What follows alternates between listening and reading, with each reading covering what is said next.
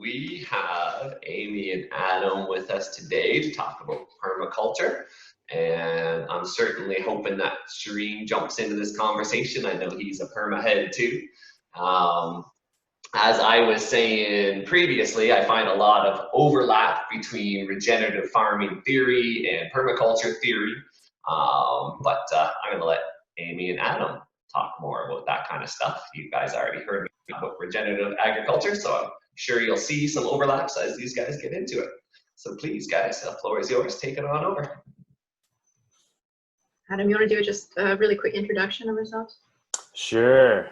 So, hey guys, this is Adam Weaver, and I've been super interested in permaculture for probably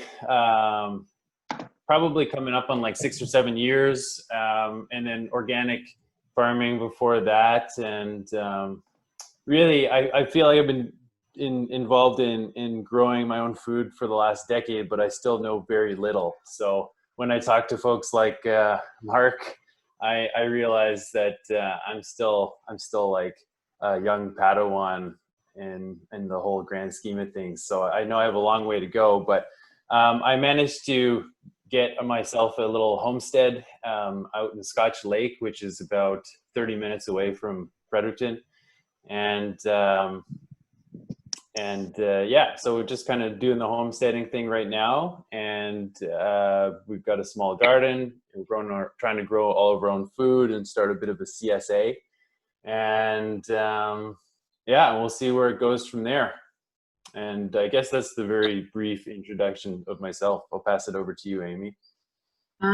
So I started to get into permaculture in earnest about, 4 years ago now.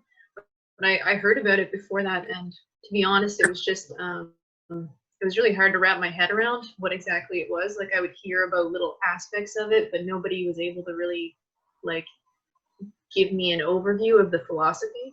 Probably if I'd had, like, intro presentations like this a little bit sooner, I would have already been on to permaculture.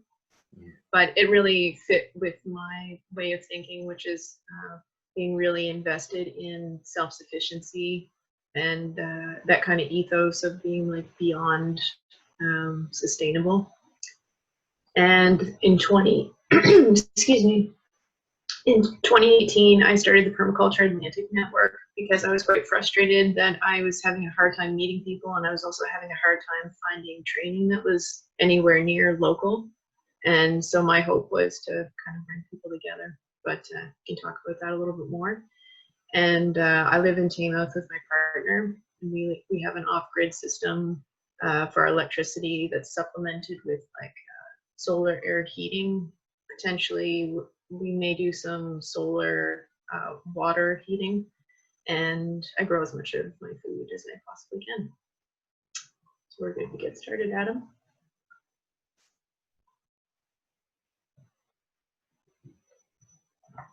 I don't think I can move through the slides. Okay. Do you have to do that, Adam? Yeah, I got it. You can go ahead and start. Okay, well, I guess the first thing we'd like to do is just kind of acknowledge that we're presenting on Wolastoqey territory, and that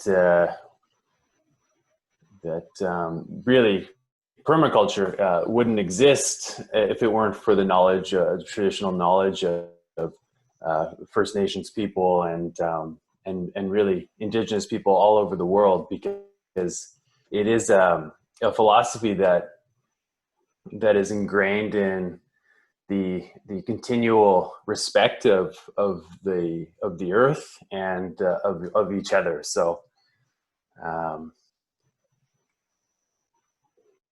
And a bit of background on PAN.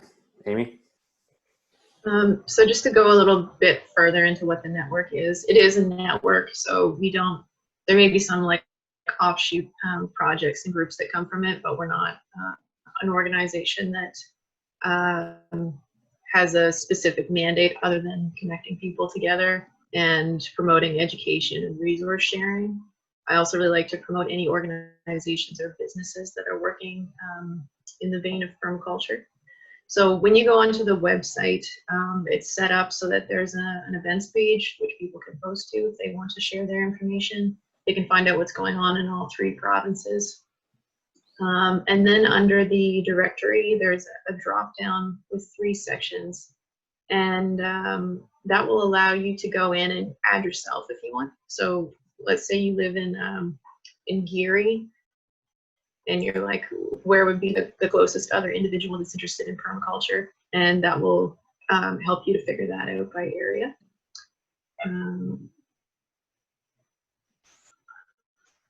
I think something just strange just happened with my screen. I got some pop-up and I lost. Oh, okay. That's why the presentation's gone. Okay, I'm gonna try to share it again.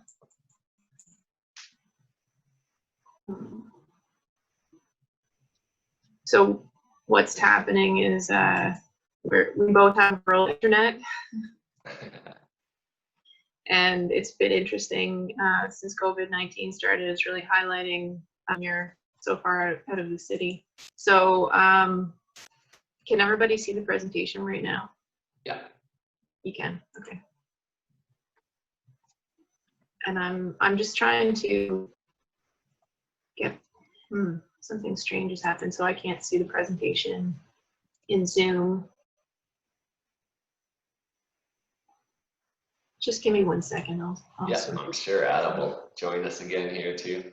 Yeah, this happens fairly often where we also often have to shut our video down.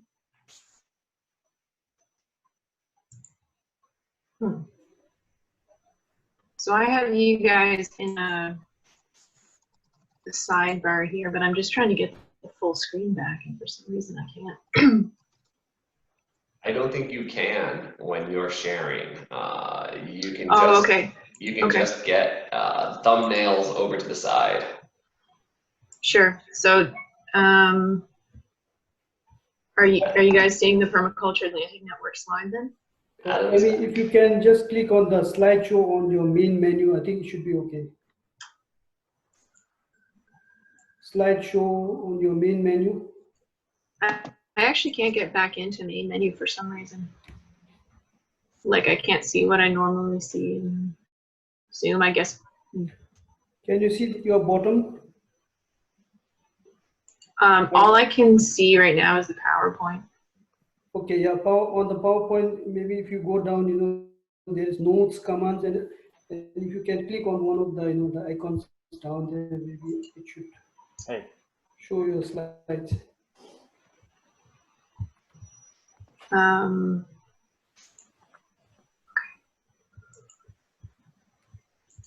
Amy, we can see. Oh, we could see your PowerPoint screen. It just wasn't. It was like in preview mode. Not. We weren't actually seeing the presentation. Okay. So I clicked on share screen to get that to happen. Is that the right way to do it? Yeah.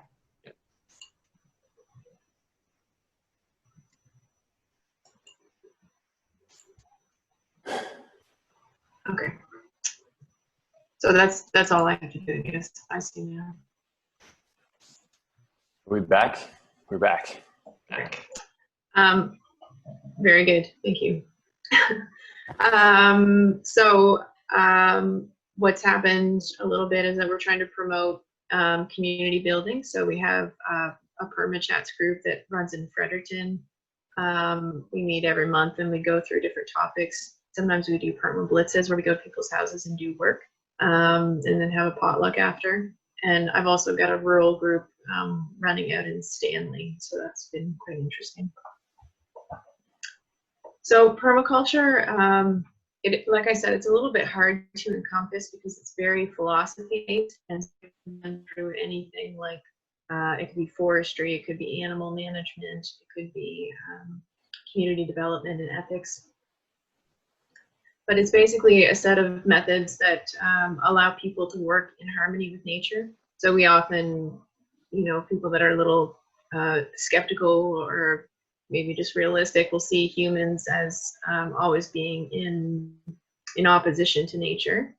and we do take a lot. So this is the way to find the best balance that we possibly can have. So it meets human needs. In the beginning, it was called permanent agriculture, so that's where the term permaculture came from. But over time, it really became to be understood that this was much more than just simply agriculture. It's a way to regenerate damaged ecosystems. As we mentioned, it's based on indigenous stewardship principles that come from, I mean, like the value, you just can't even measure because it's tens and hundreds of thousands of years of trial and experimentation that's come from all over the world. So permaculture could be used in the desert in Sudan, or it could be used in India, or Fredericton, New Brunswick. It really doesn't matter. And I won't get too much into the beginnings of permaculture, but it was developed initially by Bill Mollison. In the 1960s, he was working at different environmental services for the government in Tasmania, and he became very disillusioned and upset with what he was seeing in terms of environmental management. So he basically took a 3-year hiatus and kind of went into the woods by himself and cut himself off from society. And then at the end of that 3 years, he realized, well, he might have gotten away from that system, but he didn't really do anything to improve the world or any of those problems. So he eventually ended up working at the University of Tasmania. And in the 1970s, he met a student named David Holmgren, and they took all of these observation and indigenous principles and started to kind of cook them down and do experiments. And I think it was about maybe 1978 when the first permaculture design certificates got rolled out and taught. So permaculture as a system for meeting human needs, it basically provides everything that we could ask for: food, shelter, air purification through things like pollution control, water management and purification. So some simple systems can be employed. For example, if you're going to put in a septic tank, you have to dig up almost, well, it's a really sizable amount of land. So you, for that reason, can't build often on less than 1 acre lots. So it's very destructive. You're bringing in heavy equipment and you're putting all these systems in. But there are other alternatives like what's called a reed bed system. So you're basically building a human-made wetland to slowly filter waste through over time. So we're, again, just using nature as an example.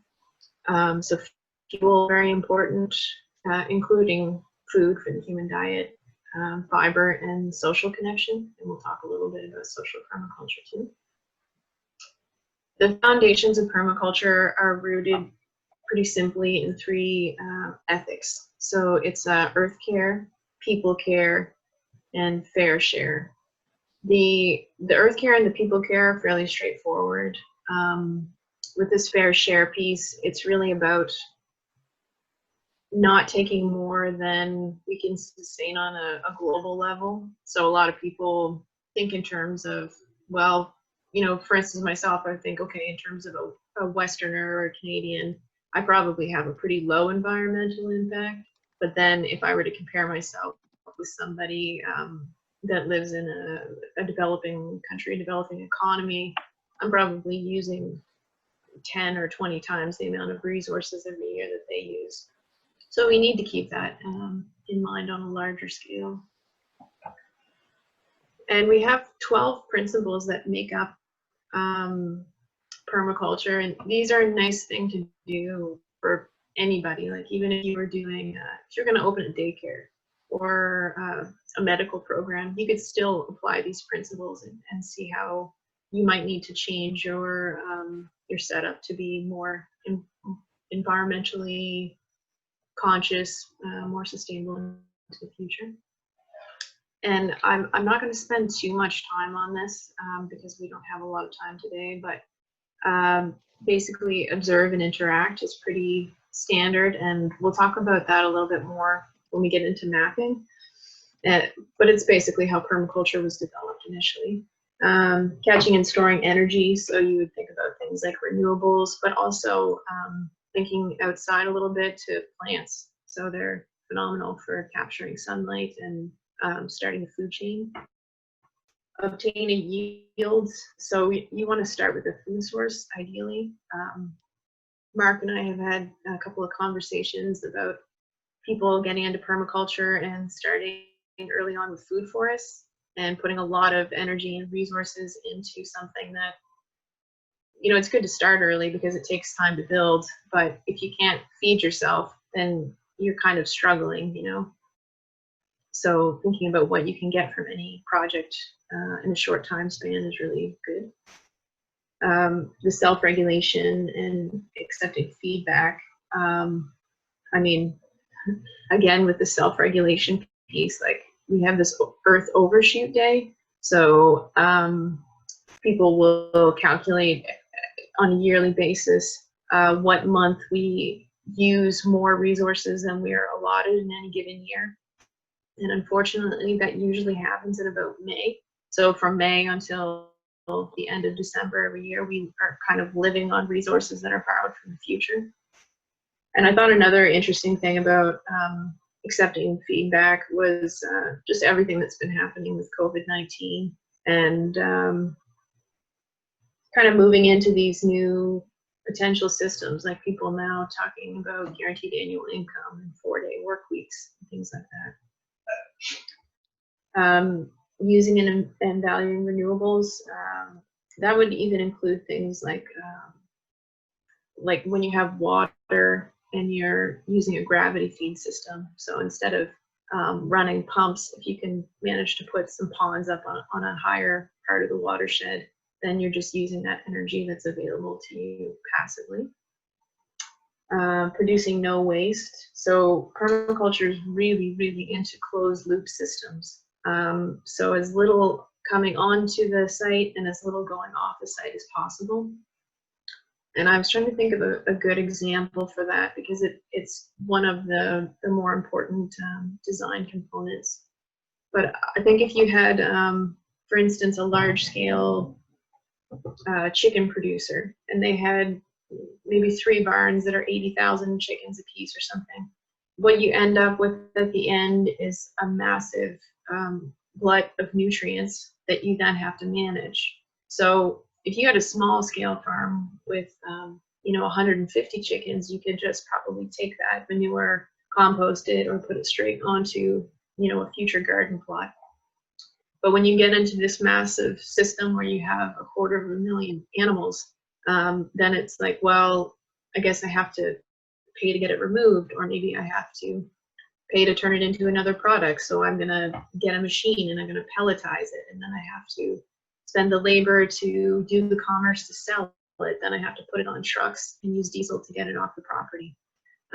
So very a small problem becomes kind of overwhelming in some ways if you don't create a closed loop system. Designing from patterns to details is really just about like looking to nature first in a large scale way. So you would look at your watershed and how water moves through the land naturally before you ever started to get into, well, how deep do my swales need to be and how long do they need to be? Can I just say one thing about design from patterns to details? I didn't know you were on the call again. I'm back. Yeah, so like if you think about any kind of plant, you can look at how the leaves grow along the stem, and in nature is amazingly efficient at maximizing the amount of sunlight that can hit each one of those leaves. So there's whorls and there's opposite leaf patterns, and there's all kinds of very interesting patterns in nature that really, I mean, you could do a whole PowerPoint presentation about the patterns within nature on every single level, like at the microscopic level all the way to the planetary level. So it's really cool. That was really what grabbed me about permaculture in the beginning. Back to you. Thanks. The others are pretty self-explanatory. I mean, integrate rather than segregate. I was thinking of this film that's maybe people have seen on Netflix.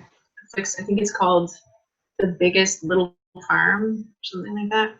And they were starting a new permaculture type farm in California, and they had a citrus grove, and it was always getting filled with snails, and they were just, doing extreme damage actually on these new groves of oranges. And I kept like hollering the whole time I was watching the movie, like, bring in the ducks, where are the ducks, bring in the ducks.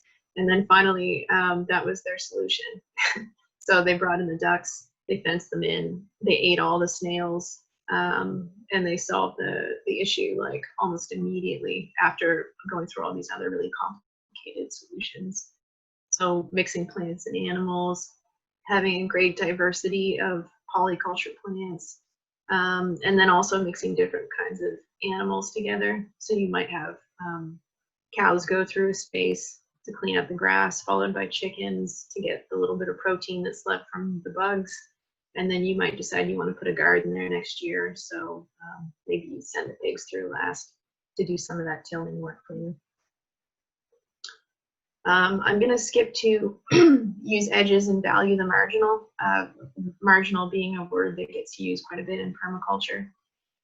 And that just means that we don't always have ideal situations. If we all waited for the perfect homestead or farm or work or living situation, we would never get anywhere. So the edges would be a space of like really great diversity. So you might have a place where you have a field that borders on a forest, and then you have a brook nearby.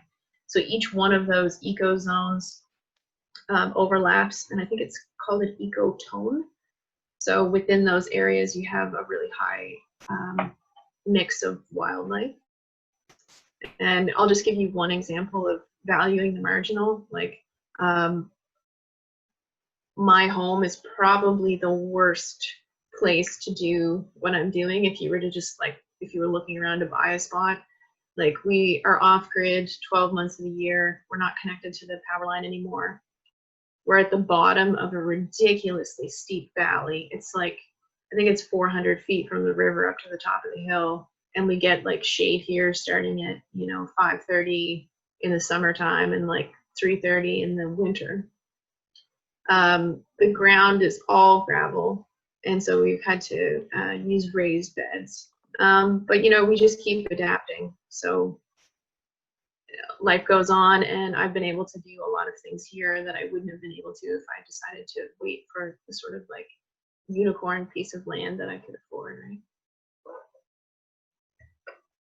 And also just want to mention that, like, if you ever go out foraging for wild edibles, you'll find the highest abundance of a lot of things along the edge. It's pretty nuts, but like that's where you'll find the most diversity, is along the edge of the walking path, along the edge of the road, along the edge of where the ocean meets the beach. You'll find a lot of diversity there. So it really applies to every edge. Adam, do you want to talk? We were just going to go through a couple of examples of permaculture Sure. to try to like crystallize this, because it is like a little airy and philosophical. So Yeah. Adam will talk to you about Chinampas. Yeah, so Chinampas are a classic permaculture example, which is something we can take from traditional and historical examples. So the Chinampa was kind of, I guess you could say, it was developed simultaneously in parts of Asia, but also in Mesoamerica, where modern day like Mexico is, and where actually Mexico City is now currently located. It's in a floodplain, and a thousand years ago, or whenever the Aztecs were really kind of at their peak, they had to adapt to water filling up the area where they lived annually, And so what they did was they said, hey, maybe we can figure out how to grow food that we need on these floating land islands, and simultaneously irrigate our crops whilst also, you know, creating a good ecosystem for other types of creatures that we can eat, like fish. So this is kind of the pretext to aquaponics as we know it now. This was really the inspiration for aquaponics, and they're taking a bunch of the different principles that Amy just talked about and really applied it in spades here. So it would be great if we could open up the conversation to sort of see how many different principles we can apply to this. But at the very least, what they're doing here is they're adapting to an issue, and they're making the most out of it. The construction of these, like these photos aren't the best, but the one on the bottom there kind of shows a little bit about how these are created. So the kind of island is basically, it's almost like a nest made out of sticks. So those float quite well. And then they get anchored in the corners by trees that of course can handle a lot of water. And then what they do is they dredge up the bottom of the lake and put that on top of this like nest of sticks. And then eventually they'll get enough that they can plant into it. And that is interesting in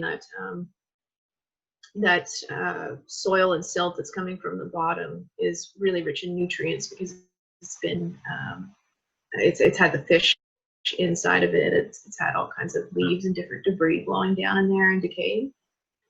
And now the Chinampas are still actually feeding Mexico City. There's a massive network of these just about 1 kilometer outside of the edge of the city, which is the largest in the world, I believe. And the cool thing about them is this technology that was like pre-contact rivals any modern day level of production. So for a tropic or a subtropic area, usually like 3 to a maximum of 5 harvests would be possible in any given year. With the Chinampas system, they were able to get 5 to 7. So that was the way that they were able to feed so many people and increase their population significantly. And then as time went on, other pressures, disease and colonization and things like led to downturns in the traditional society. But it was a pretty phenomenal thing while it was happening. Mm-hmm. And I just wanted to put another pretty concrete example of using permaculture and sort of stacking functions, which is trying to fit as many interesting, helpful, useful aspects into one project as possible. And this model is not caught on terribly well yet. Probably places like California are doing well with it, and hopefully it'll be more widespread. But you can have these solar canopies over parking lots. So you're charging your vehicles. You may be able to also charge nearby buildings depending on the size of them. If you wanted to, and I haven't really seen any examples of this yet, but you could put gutters, like eavesdropping on the edges of the panels and collect water, and then you could potentially send it into gardens or just kind of like a rain garden basically. And that solves another environmental issue because what happens with most parking lots is you have all the salt that gets dumped there all winter, and then you have a whole mix of chemicals that come from vehicles, you know, everything from diesel to windshield washer fluid and oil leaks, and that all gets picked up in the rain. And what happens at least in Atlantic Canada, is that almost all storm water runoff runs directly into rivers and streams. Even if it were to get treated by the municipality, you can't take chemicals like gasoline and hydrocarbons back out of it. So it doesn't really become drinking water again. So that could be an interesting problem solve. It reduces urban heat sinks to some degree anyway by reflecting some of that solar radiation back up. In the winter, you don't have to clean your car, which is pretty rad in New Brunswick. I probably wouldn't use a setup like in this photo. I would probably change the angle of the panels to help with snow sliding off of them. And then I was trying to think of like a couple of interesting examples that would explain social permaculture. So thinking in particular about like the York Street parking lot in Fredericton, if people are familiar with that. Harvest Jazz and Blues happens down there. So you can actually, excuse me, wire the underside of the panels with lights, and you can do concerts and events in there. And even potentially it could be an emergency shelter, or like a muster point if you had to distribute, you know, food, blankets, anything like that. Adam, do you want to talk about some global examples of permaculture? Yeah, so I mean, really, there are countless examples throughout history and currently permaculture being used, although in a lot of these contexts, permaculture wouldn't be the word that would come to mind. Maybe it's more practicality.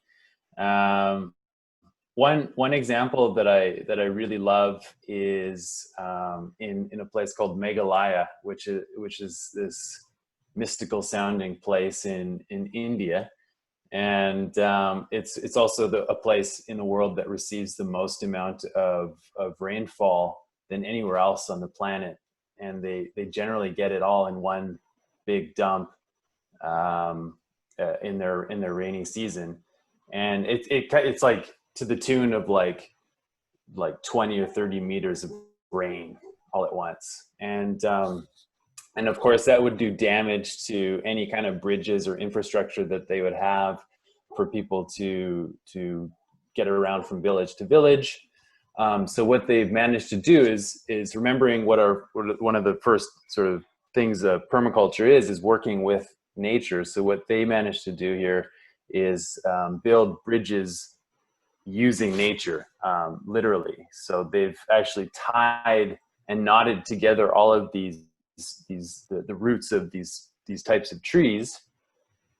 You can see here in the bottom left picture, and have created a whole vast network of these bridges that people can walk from village to village on. And basically it's a multi-generational project as well. It's not something that you can just do in a couple hours. It's something you have to do over several generations. So you're getting the social permaculture aspect out of it by actually passing on different values to their children, and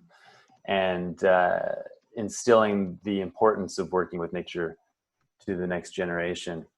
Other examples would be like New Brunswick. Here in New Brunswick could be like having your barns attached to your houses, because it can get bloody cold in the winter. So it just seems like a practical thing to do. Or even having your house oriented in a southward facing direction to really get as much heat into your house as possible, especially during the winter, and cold cellars as a way to store your food throughout. Hey Adam, can I pause you? Yeah. What I find interesting is historically there has been a lot of experiments. I don't know if experiment's the right word, but there's been a lot of almost cohabitation between humans and then livestock they raise. I know nowadays, at least back in Ontario, building laws and bylaws and codes and that kind of stuff, they now want those things completely separated, which is very interesting to me, where historically that has worked, and now all the new bylaws and everything else and regulations they want, you won't be able to get your house regulated if it was, say, built against a farm. That seems a little bit weird. Mark, if you see this, the picture on the left-hand side, that's like a clay brick building with the designs on it. This is from Mali, and it's actually quite similar. So as far as people know, the first human civilizations were in Turkey, not civilizations, but like kind of Settlements. Agricultural settlements were in Turkey around Çatalhöyük, and they actually didn't even have streets. Every single building was connected together, and you had to move through the space with ladders. And so these houses in Mali and Ghana and places like that, you can see they're actually quite tall for buildings that are earthen, and it's because the bottom story was for animals. The second story is generally like a shady place to work in the daytime. So you might sleep in there, weave baskets, cook, whatever. And then on the roof, it's typically a space for drying clothes and sleeping at night, actually, when it gets really hot. So you're totally right about the animal-human piece, and that happens all over the place. It doesn't matter if it's you know, Afghanistan or China. Like, it's pretty common. The point of view I think I was trying to get across, which I'm not sure if I am getting across well yet, but is that segregation between humans and their environment, humans and their animals and everything else. And it's woven into our laws now. It's strange that we got to this point. Mm-hmm. Adam, did you have anything else to say on this slide? No, we can move on.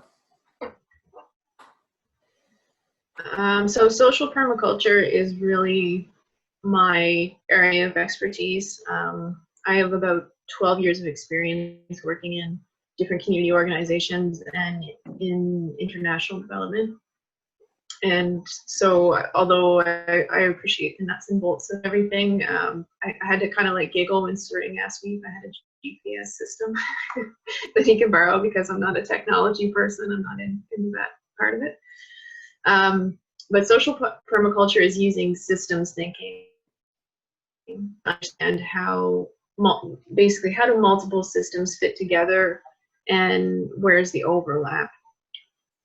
And really, if we use systems thinking for all aspects of life, we would be a lot better off if governments could use this. If we could understand even how to solve creative problems creatively. Like I recall a few cases, maybe a decade or so ago, where adults were trying to get to work, and so they would, if there were free seats on school buses, they would just let the adults ride with kids as kind of a rural public transportation system.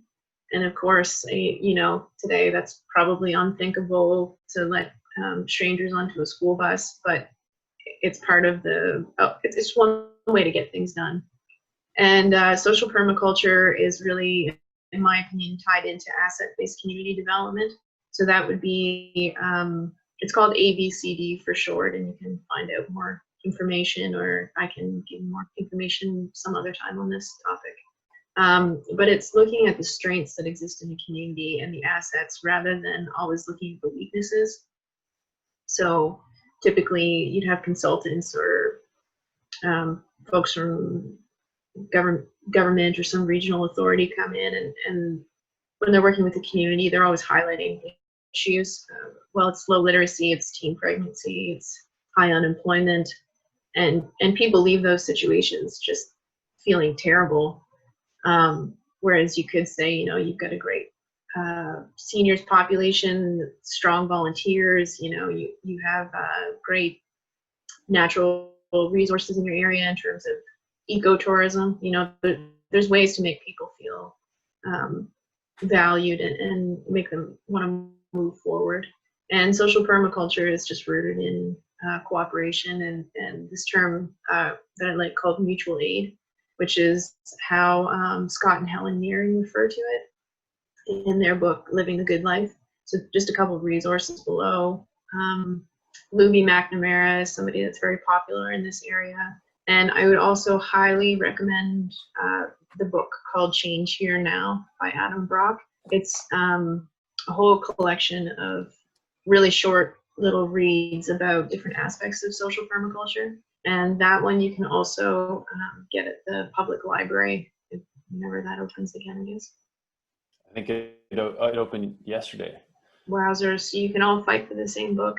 I also want to just say that asset mapping can be super valuable in small little community groups like our permachats, which I know we've talked about doing. We actually haven't done it yet, but believe it or not, everybody has their own skills to share, and when you can get that on like a whiteboard with like, we've got an IT person and we've got a person with like who's really knowledgeable in growing food, and we've got this and we've got that, and if you can tie it all together in a way that you can visually see it, then it's a very valuable resource. So I just checked my clock, and it looks like it's about quarter after 10, and we have until 11. Is that right, Mark? Yeah. I typically run about 15 minutes overtime on the regular. So just to let you know. Okay. So I think what we'll do is we'll try to, now that we've got the kind of philosophy down, we'll move through other things a little bit quicker, because each one of the, we'll talk a little bit more about social permaculture, and then everything after that, we could probably get into a 3-hour discussion on each point. Yeah. But there may be other options or possibilities to go more in depth with stuff at some other presentation down the road too. So to continue a little bit the social permaculture theme, Hayes Farm is a really good example for all the reasons that you already know, but I just wanted to highlight how much thought has gone into the whole process. Everything from, keeping food chemical free, the regeneration, sharing with other organizations, trying to keep food moving within the very local community, this kind of 3-kilometer sort of radius first, all of that kind of thing. And I was like thinking about human power. We had to pull this machine when the horse wasn't there. I think Claire is on the end. Claire's on one end, and I'm kind of on the other end there pulling. And yeah. So hopefully we never have to do that again. That was an experience, though. It was worth doing. It was. Yeah. Adam, do you want to talk about mapping? Yeah. So mapping is one of those things in permaculture that comes up a lot. It could be another whole segment on its own. And in this context, we're kind of like looking at it from, you've just gotten a property and it's a blank canvas. How do you design from there? And this is something that Assuring is actually, I believe, been doing some work with using a GPS that I've lended to him. And I know Mark and Claire, you guys have been mapping out the Hayes Farm, obviously, throughout the whole process, but it's been key and probably fairly instrumental to the success of your farm. But some easy ways to kind of do that if you don't have the proper equipment is to just use things like Google Earth or Maps, and or if you feel inclined, just draw out, do a rough mapping of your property, and then really take into consideration like different things like where's the sun coming from, where's the prevalent wind coming from. So write all these things down and just as like notes, and then you can kind of tack them on to things like a sector map, which you've got a slide of down below. Why don't we continue on through the slides, Amy, as Sure. I kind of talk through it. The only thing that I would really emphasize is doing the actual note taking and like breaking your space into smaller parts. So maybe doing sort of a grid, because when you try to do things by memory, you will miss so many things. And even something small like, okay, well, the water lays here until the end of May, and so you won't remember that, but it will definitely destroy your plan for having an early garden. Yeah. I mean, like observation without taking notes is ultimately kind of useless I mean, you have to take notes and you have to collect data, or else you won't really get anywhere. And then, so what, sorry, did someone have something to say? That was me. I was just going to jump in. I love making maps, and I revisit my maps and remake them almost every off season, because just the act of making the map forces you to consider all the various elements, all the various corners, all the various edges of your property. Just by making that map, it makes you more aware of your property. Yeah. So a pretty classic way to think about the intensity in which you use a particular location on your property is by zone mapping. And really it's just like zone 0 is your house or your settlement. And then moving outwards from there is like frequently to less frequently visited areas. And in some cases it might be perfectly circular, but in most cases it's going to be kind of all over the place. And I've actually added in a picture of my property. If you want to move to the next slide. Sure. And I'll just note that this is like the most common diagram that you'll see. Some people have this zone called 0, which is basically you, the person, people inside of the house. And it's also interesting to think about yourself in that way, in terms of, I don't know, consumerism and buying choices and transportation and just like lifestyle things. Yeah. And I mean, really, zone 00 is the place that you inhabit the most, whether you like it or not. So this is the property on which I live, and zone 0, if you could guess, is probably around the house. If you move to the next slide, you'll see the zones. So 0, and then it could, like, I'd hardly ever go to 4. 3 is where I've got kind of an orchard growing, and then 1 and 2 is where I have my my annual garden bed. Although the garden is probably more of a 1 or even a 0 sometimes right now. Another aspect to consider, as I mentioned, is sort of sector mapping. And that's considering like where like prevalent wind is coming from, where you get your winter sun and where you get your summer sun, and where the wildlife corridor is, where you get a good view, where the noisy neighbors are coming from, or where you get the traffic coming from. So this just kind of helps to give you a visual of what's going on your property, which would help then to inform your decisions when you're thinking about where to place your water barrels, for example, or where to place your next garden or your next apple tree that you're going to plant. And these things are quite invaluable, as it turns out. Yeah, some of them are critically important in terms of risk management, and we never used to think in New Brunswick that we would have to be really hyper vigilant about forest fires, but as the climate changes, it's getting more and more dangerous. And I remember seeing one really interesting example, and I think it might have been from some of the PA Yeoman's design, which we'll talk about in a minute. But if you have a property that's on a steep hill, for instance, and you have livestock there, what's going to happen is most people will move them around, but a fire is going to start at the bottom of the hill in a lot of likelihood, and then move up the hill. And so it's recommended that you actually have a smaller gate that's narrow that connects like lower and upper pastures, so that you don't have to, you can just kind of control the animal movement if there is an emergency. And it might not seem like a big deal when you're doing your planning, but when an issue actually happens, I mean, it's critical.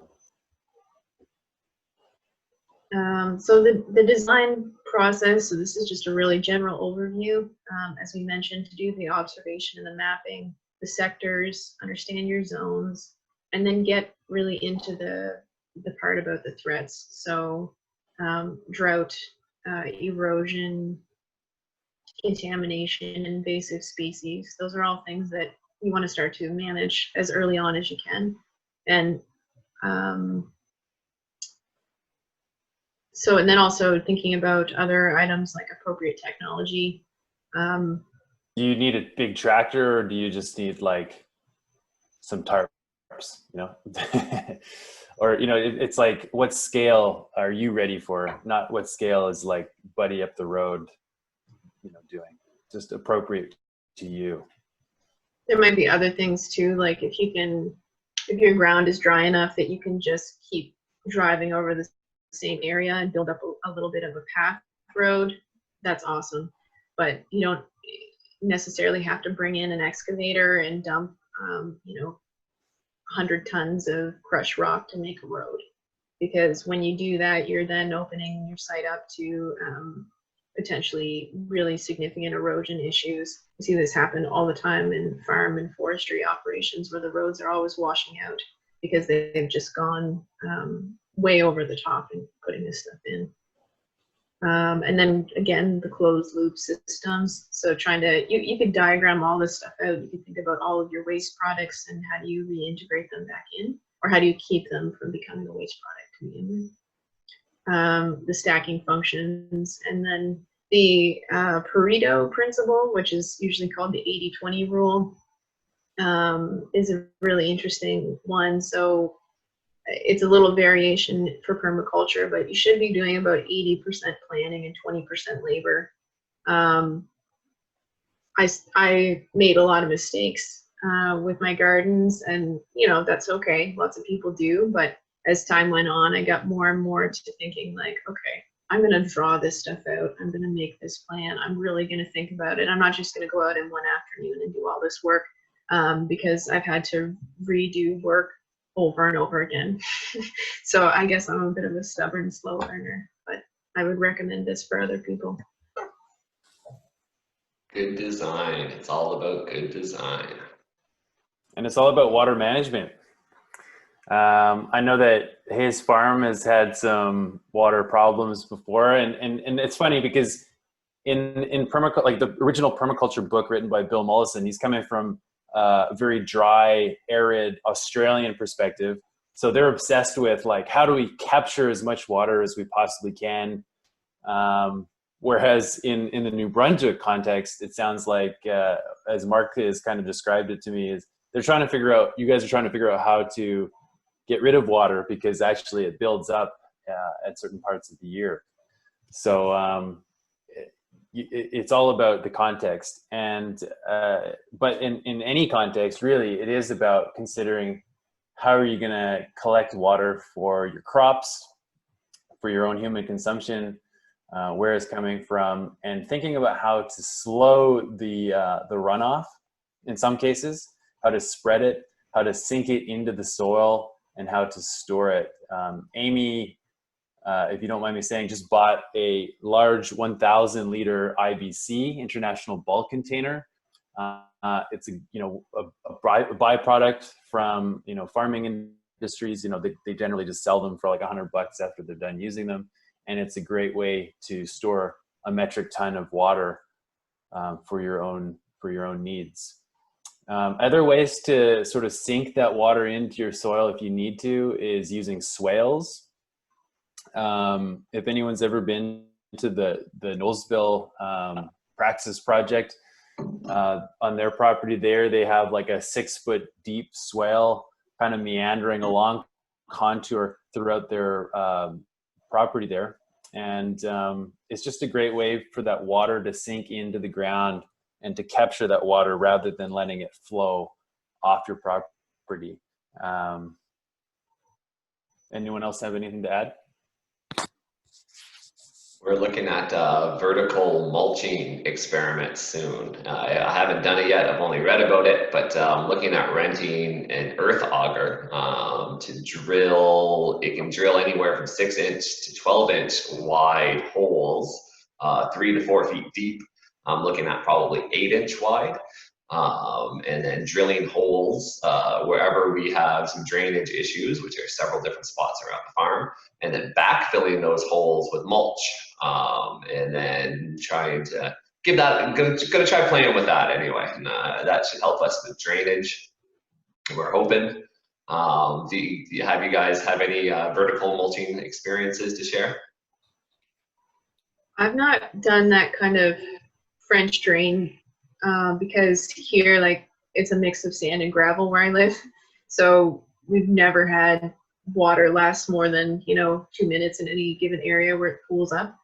I guess the only thing I would think is I might choose sand over mulch, because as the mulch breaks down and becomes more biologically active, it's just going to get spongier. Like, it's going to hold more water rather than let it go to that deeper layer. But I don't know. I haven't thought about it that much. Yeah, I'm counting on these holes eventually filling themselves in. Yeah. I'm looking at it as a temporary thing, hoping to break through any hard pan compaction layers.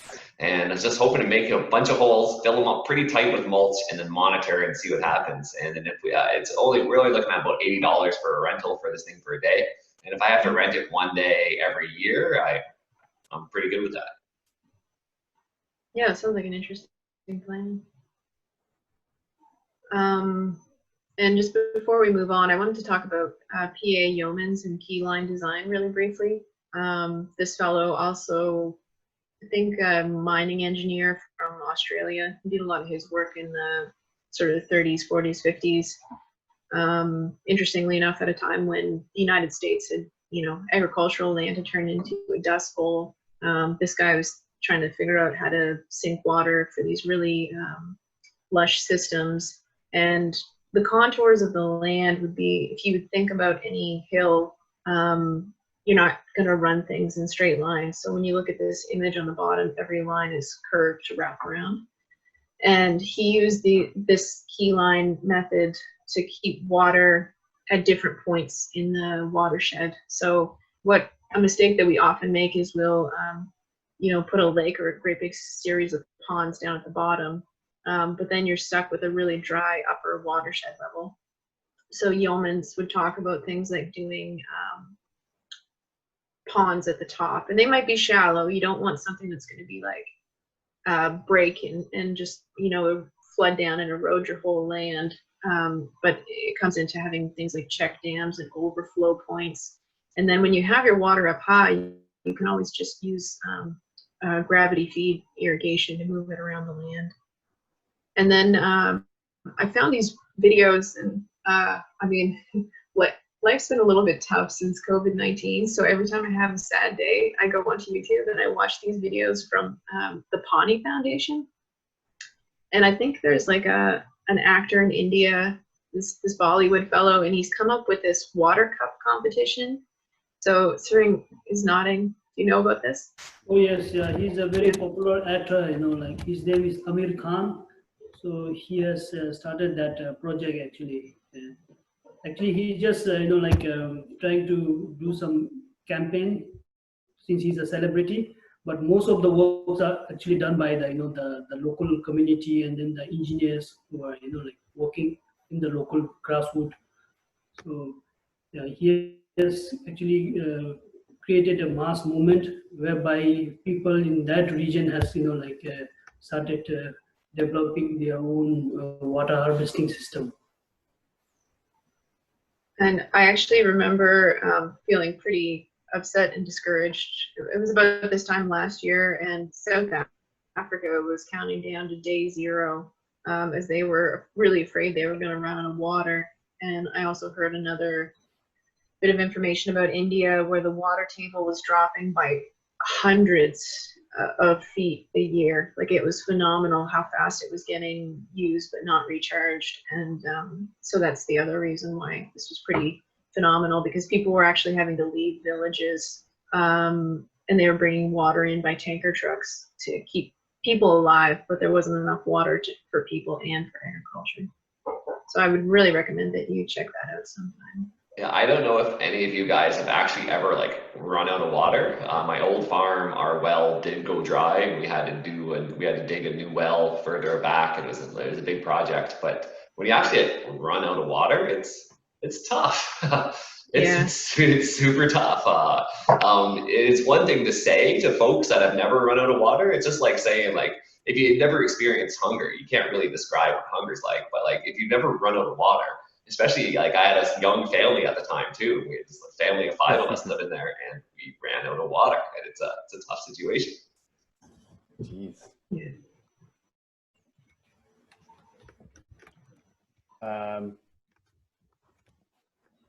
Soil building. So you guys probably don't need to, we don't have to spend too much time on this because you're probably drilling this into your students. I'm trying. Since day one. But one pioneer is worth talking about is Elaine Ingham, who is a soil scientist and really kind of a pioneer for talking about the importance of little critters in your soil, such as worms and even smaller little critters like nematodes and so on. And really has written a lot of books and done a lot of research on AACTs, or actively aerated compost teas, which is like a staple on my homestead, and I'm sure over with you guys as well. But really just having lots of life in your soil is invaluable on any kind of regenerative farm. And we say regenerative a lot of times, in main and normal agriculture, the topsoil is usually getting stripped and destroyed, and it's one of those resources that can take like thousands of years to come back on its own. So locking in that life into that soil is like super important, and it can be added to if you do it correctly. Elaine Ingham actually has kind of this like master class series. It probably takes about 6 months to do, and it's around $5,000, so it's not a simple investment, but I just wanted to let people know about that because I just found out about this course. And she also does like probably an hour and a half YouTube lecture, and it's amazing. I would just watch it for 3 minutes and pause it and take a whole bunch of notes, and like it's so much dense information, because apparently people have only really been studying soil intensively for the last, since the 1950s onward. It's hard to believe because it's so essential to, life on Earth, that it's not been very well focused on. People spent time and energy looking at chemicals and plastics and things that are used in war, versus this kind of agricultural study. Anything else there, Adam? No, not really. I mean, it's just the soil food web, which I believe is the next slide, kind of drills home the how everything is interconnected, and if you didn't have one thing, then you won't have the other thing. And yeah, I think we could just leave it at that. Yeah, I'm always looking for spiders. I'm always looking for like the top predator in the insect world, and I really honestly don't have a lot of patience for like doing soil testing for sending stuff into labs. I just try to look at what's there and smell it and feel it and see how it looks. There's her name is Haida Mann, M-A-N-N, and she's worked at the University of Guelph. She's worked at the University of Saskatchewan. She has a great paper out there about spiders in your garden and what each spider kind of tells you about your garden health. Awesome. It's a really neat paper. Cool. I'm gonna look her up. All right. Hiding Men. Haida, H-I-D-A-M-A-N-N. Haida Mann. Oh, okay. It's a quirky little name. Yeah. And so just to really quickly touch on ecosystem restoration and the areas we can work on in New Brunswick. We can do all kinds of interesting things here with silviculture and silvipasture, which would be putting animals into forest systems. It's not done a lot here, and probably like less and less so over time. But the ability to do that is here because we have a lot of small woodlot owners, and they take a lot of pride in caring for that land. And we have wetlands that are cleaning and storing water. We have some estuary areas as well. We've got our coastal zones, all of our riparian zones. So that would be the sort of edges of all this, you know, running water. And then we have grasslands as well, which would be a lot less like what you would see on the prairies, which is one of the reasons why the soil is so phenomenal there. Prairie grasslands used to be, you know, 7 feet tall. Here we have more of like a mixture of either kind of wet pastures that had been cut during colonial era, or we have kind of salt pastures, which is just a little interesting anecdote that we talk about stuff down in Albert County called salt hay.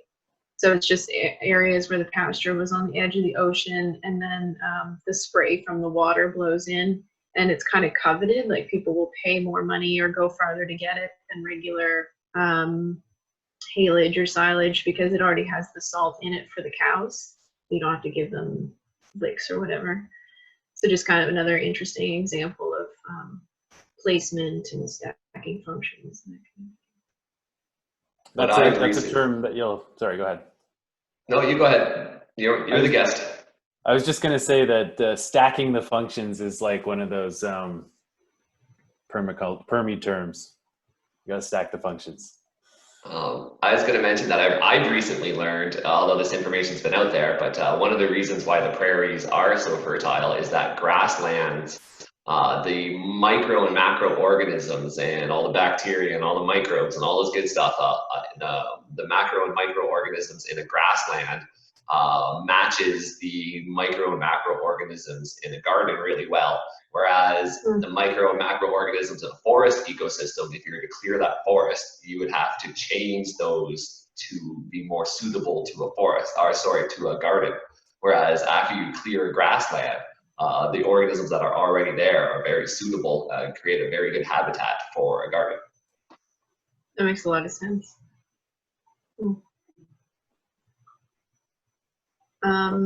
We just wanted to talk about climate really generally because it's a big factor, but it's also something that, like if you do the Permaculture Design Certificate, which is a 72-hour program, you'll spend loads of time and you'll go through all global climates as well, talking about deserts, tropics, subtropics, arid and semi-arid, all that kind of thing.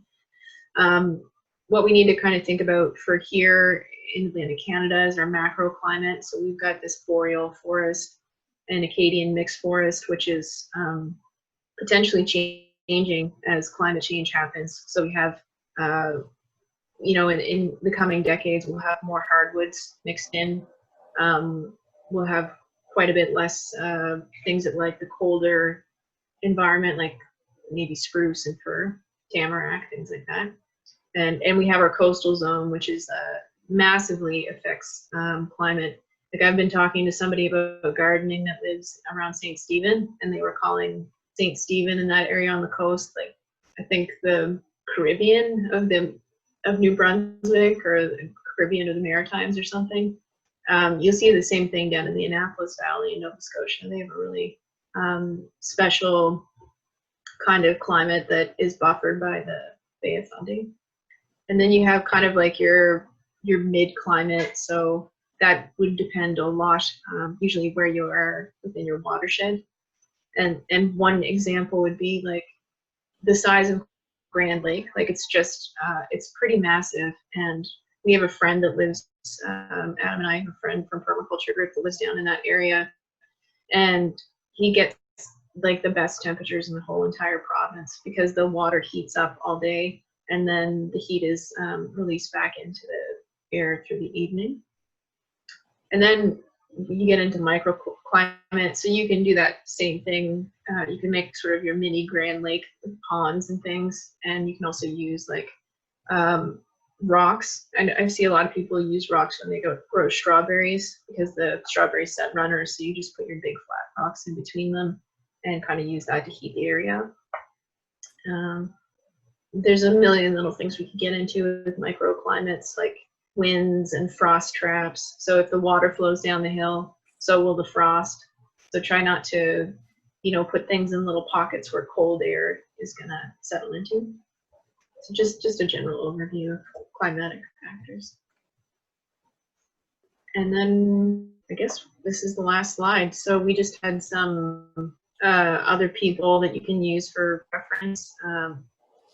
We probably have a much longer list than this, but I tried to mix it up into kind of different categories for research later on.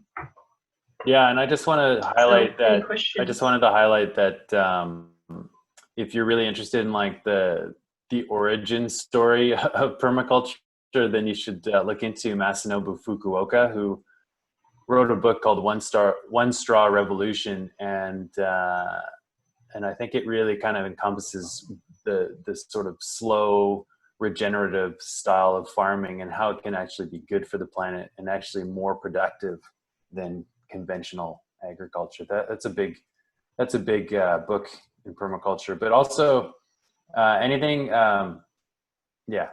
from Toby Hemingway, like Gaia's Garden is a great resource for knowing like different plants that to put into different food forest guilds,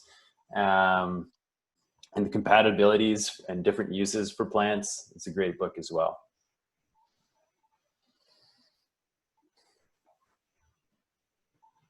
I'm going to take a 1-minute break. I'll be right back. And people can start with questions or comments, and I'll jump back in a minute. If that's okay, Adam? Yeah, go for it. Okay. I'll underline that Fukuoka book. That was one of the things that moved me from growing up in suburbia to wanting to get into permaculture and move out to the country. That book is transformational for me. Yeah.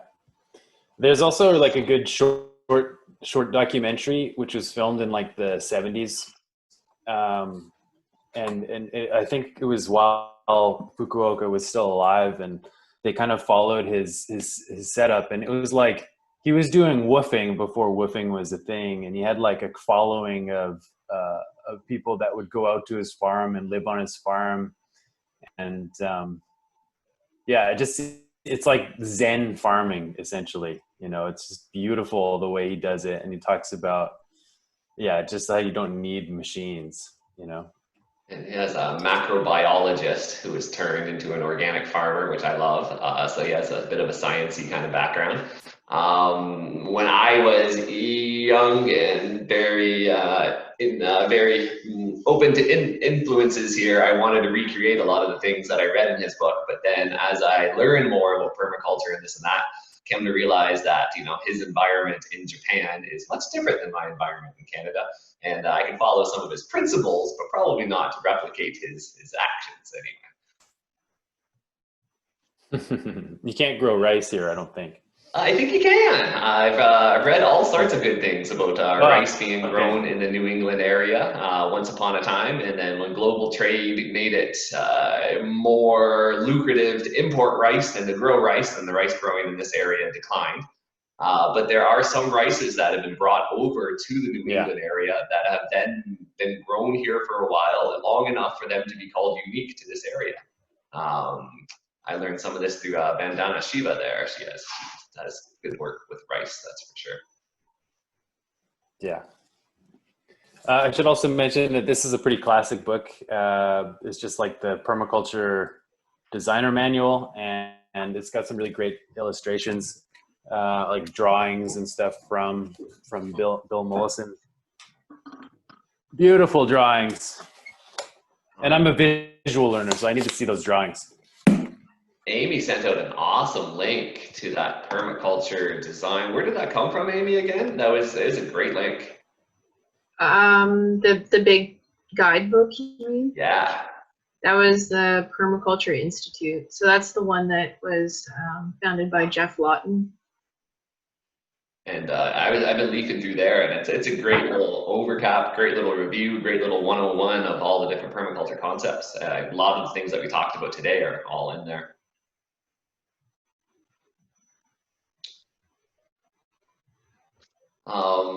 Is there any questions from the wider group there? I've got some jotted down, but I talk a lot, so I'll give somebody else an opportunity here.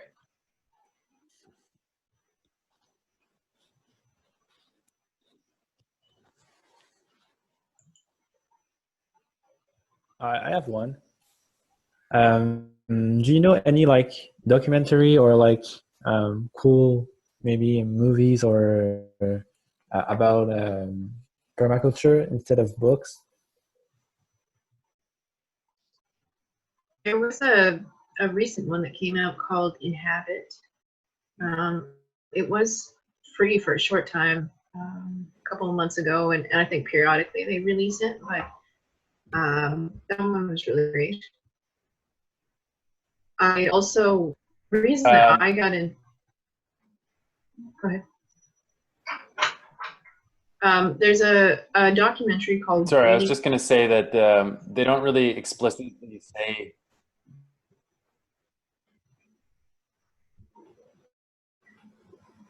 Adam, your audio is cutting in and out.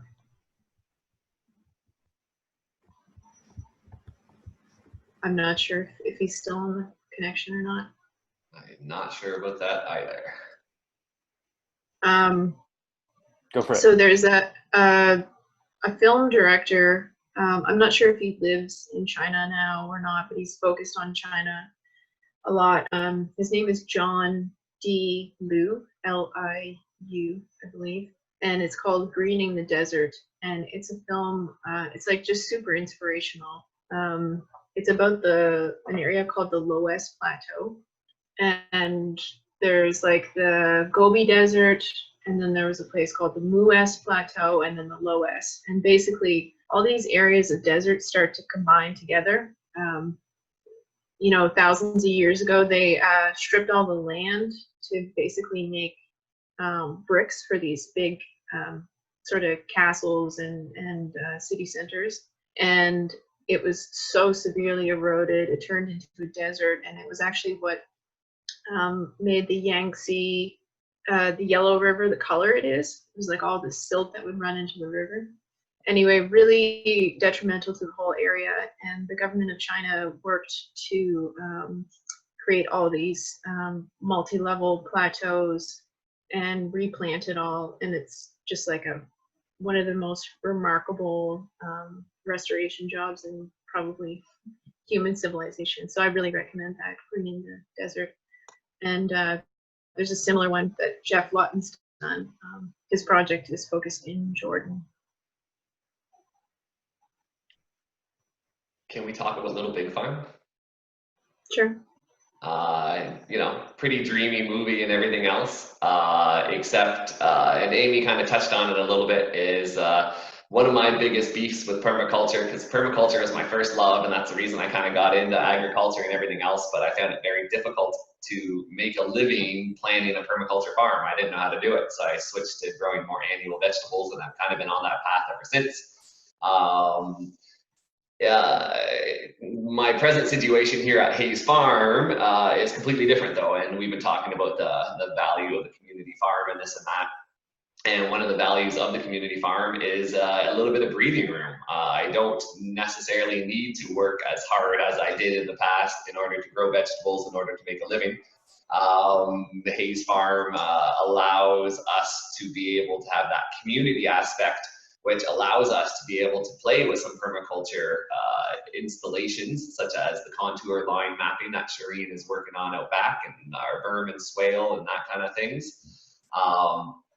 But in Little Big Farm, they were in an ideal situation where it appears that they had funding to carry them from the very early days until their production time, which is fantastic. Oh my goodness, but I can't imagine very many people being in that kind of situation. Any other thoughts about that movie?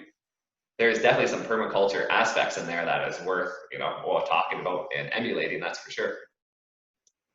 It was interesting because they never used the word permaculture once the whole time. Or organic. They stayed away from both of those terms, and I think it was definitely intentional. Yeah, just I was talking about this movie with a few other people, and we were kind of laughing because they they start this kind of wormery, like this massive production facility to get earthworm castings, which is like brilliant in terms of getting started, because the soil was very damaged and they've been through multiple drought years. But I mean, I don't know, my estimation was that it was probably a $200,000 facility. Maybe I'm way off the mark, but That was going to be my comment too. It means that was like the first project that they undertook at this farm, and it was just like an incredibly massive investment, and just kind of boggled my mind about that being project number one. Yeah, and then it was just thrown away afterwards, right? It was just like mentioned there and focused on, and then never mentioned again. It was just like, that was a small little side project. This $200,000 operation, that's just a small little side project. I would like to see kind of more examples of things locally too. So we're often left with a lot of this kind of thing, like, well, this is what happens in California or Oregon, or you can get a little bit more information about things that are going on in places like Vermont or Maine. Some really cool resources down there, like the what is it called, MOFGA, like Maine Organic Farmers and Growers Association, something like that. They have really great, mostly day-long and weekend-long courses on a variety of things that don't get taught here. Like, they'll kind of teach you things like butchering a pig nose to tail, you know, like they go through everything, right? I can teach you that. Yeah, okay. I saw Aldia wearing a MOFGA shirt. Is that right? Do you have any experience with them, Aldia? I've never done like any of their classes or anything. I basically just have been going to the Common Ground Fair since I was like 4 years old. So I'm like familiar with the Common Ground Fair and have volunteered a bit with them, but yeah. That fair is on my bucket list. I so want to go to that. Me too. It's so amazing. And if you do volunteer, you get like tons of benefits, and like you get your camping paid, you get the fun t-shirts that always have a different animal, and then it's also fun to volunteer. I recommend the kitchens. It's really fun to volunteer in the kitchens. It's like kind of like chaos, but like organized chaos. Great. So if folks are interested tonight, the Permaculture Atlantic Network is doing a webinar from 7 to 8:30, and Hayes Farm will, I believe it's Claire that's going to do some run through of how the farm operates. But we'll also have a guest from Legacy Farm, which is it's in Charlottetown. It's actually the biggest urban like community garden in Canada. And we'll have North Mountain Permaculture, and they're doing a 5-week intensive permaculture school this year. They also have some other programs, and we'll have the Deanery Cooperative, or sorry, the Deanery Project out of Ship Harbor, Nova Scotia, who do a lot of natural building type projects. So you're very welcome to join that. I don't think I sent the link around, but maybe Claire, would you mind forwarding that to the students, the Zoom link for tonight's meeting? Awesome. Yeah, I can for sure do that. I got a theme here that I'd like to, I've been kind of putting this together in my head, and I'm hoping that I can get my point across here. What really appeals to me about permaculture, and where you guys started your slideshow lecture at, was some of the indigenous roots of permaculture. And I like to go back to that myself, because here we are in 2020, and we're trying to think about sustainable living and green living and all this kind of stuff. But in my head, it's already been figured out. Indigenous cultures have figured out how to live here with a minimal footprint extremely well. And Adam mentioned this specifically around the Meghalaya project. About multi-generational projects, and how that in indigenous communities, to me, it kind of defined permaculture, where because they're under a different economic system than what we are presently under, they're able to take these projects on, these multi-generational projects that, you know, at the time don't pay very well, but for future generations pay extremely well, pay off in dividends. But I'm trying to piece all this together here. But like projects such as, say, like the big little pig farm, that took 7 years to get off the ground before it was profitable. And in the grand scheme of things, 7 years isn't very long. But in our present economic state, to not have an income for 7 years is ridiculous. You can't live like that. And that's where a lot of this rub kind of, see, I don't have a specific question for you here, but that's where I see a lot of rub, where the way our society is set up, the way our economy is set up nowadays, it's really hard to do these multi-generational projects, such as the Aztec Champagnas. I might pronounce that wrong, but hard to do multi-generational projects like that in our present environment. Same with projects like terracing, where that multi-generational projects that you see in India and I think Bhutan as well, Shireen, where you see these giant terraces that must have taken generations to put in, but in the future they do extremely well for the future inhabitants for that area. Again, I don't have a specific question here. I just wanted to kind of contrast that our present situations, our present environment, our present societal buildup doesn't seem to support these multi-generational projects as they once had, which is a shame. So there are a few kind of practicalities to tease out of that, not necessarily related to like First Nations knowledge, but we have a lot of infrastructure that can be salvaged. So we have, you can buy a piece of property here, and you can. It might have a barn that's like 120 years old, but if you have the right woodworking equipment, you can still salvage these, beams that are massive. We don't even have wood that exists that's these dimensions anymore. You can pick up things like that. There's a farm up maybe 20 kilometers from here. It's only 12 acres, but it has 400 apple trees, and it was the second orchard planted in the whole province. And so this fellow is like giving away apples, and he's struggling to take care of it. We can only ever get to a few trees every year. They're multi-generational projects that were basically abandoned. And if we had kind of a social consensus on that, we could pick that up and move forward with it again. What was the other thing I was thinking about? Social consensus, I like that word a lot. Yeah, just to, preserve agricultural land and get some production back out of it. There's no reason that we need to cut down forests to make new forest land or new farmland in this province, right? Now, I see Michelle has a hand up. Michelle, you're very welcome to join us here. Hi, I'm not sure if you can see me or hear me. I can hear you. So one of my questions with regards to zone mapping, I'm very ignorant to understanding zone mapping. So how would one go about to know what zone their land is in? So your land could have potentially all of the zones on it. It kind of depends how big it is and how urban or rural it is to some degree. But what I would do is start with the map if you could. Like if you can pull the overview from Google Earth or Google Maps, and then start to work there. And you really have to take some time to think about it. Like your zone 1 is often that place between your door and your car, or your door and the end of your driveway. And so that's the most ideal place to plant things like herbs that you just want to actually open up the kitchen, like go out into the field and walk 800 meters to pick up a little bit of basil for your salad, right?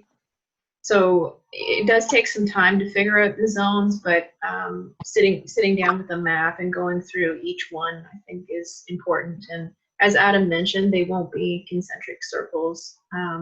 And if you live in a really urban area, you may not have any of that number, much of the 4 or 5, which are the wilder zones. Does that help, Michelle?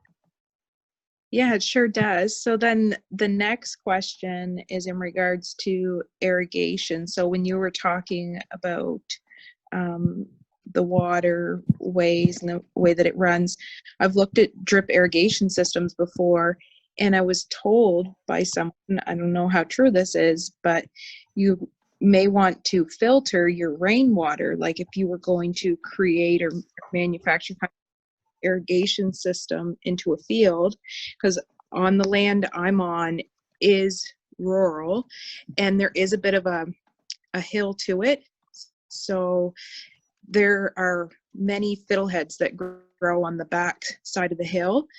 And I've often thought, you know, if I just had a couple of rain barrels there and run piping down to the field, then that would help with like a drip irrigation system. But I was told that you'd need to filter the rainwater because it could carry things in it that could potentially clog the drip irrigation. Now, I'm not sure if drip irrigation is something that's kind of involved in the concept of permaculture, but that's what my thought process is. So it's pretty accurate. Mark knows a lot more about irrigation systems than I do, so I'll let him run through. We run drip irrigation here at the farm, Michelle. You're welcome to come by anytime. You can. I'll give you a lowdown. I'll give you a run through.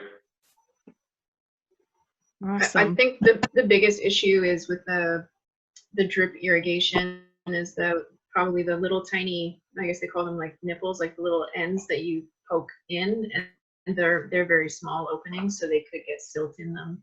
Well, it depends. The other thing, there's many different types of emitters out there and many different types of drip tape. It depends on what you're running, basically. We filter a little bit, I guess, here. The drip tape we're running at Hayes Farm currently is the type that is considered disposable, and it's used once and thrown out at the end of the year. And I actually want to get off of drip tape here at Hayes Farm altogether, and it's a bad habit that I brought with me from my old farm. I want to move towards micro sprinklers, but micro sprinklers won't work with gravity. Drip irrigation certainly will work with gravity. And if you're doing a drip irrigation system with gravity, then you need a low pressure system, because obviously there's not going to be very much pressure in that system whatsoever. And there are low pressure drip irrigation systems out there. If you're buying the type of reusable drip irrigation that is going out with hard plastic with emitters that you're poking in, that is going to be a pressurized system, and it's not going to work well by gravity. So it is about 5 after 11, and if there's any other questions, I'd be happy to take maybe 1 or 2 more before you guys move on to your next part of your day.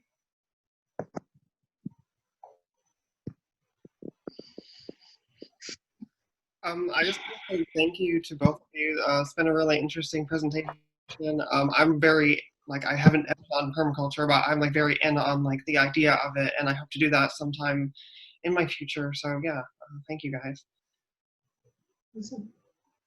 It's always nice to have an audience.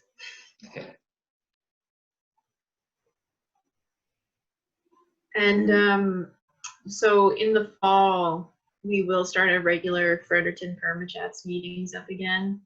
We don't generally run through the summer much because a lot of people have really huge home gardens, and some people run businesses from them, so we're generally pretty busy. We may do an event sometime over the summer because we have a grant to put up a couple of vertical walls, and Mark's helped to work on that project a little bit. So we would put these vertical planters up and grow herbs and food in them. So when we kind of figure out more about that, it could be open to the public. If you want to get added to that mailing list for those updates, you can email permacultureatlantic@gmail.com, and I'll put you on the list.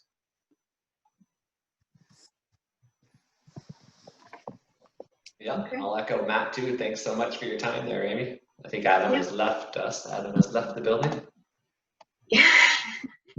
Yeah, we gotta work on our internet connections here. I'm glad I didn't go to his house to work on it to do this presentation, because I was thinking maybe we should do it. But anyway.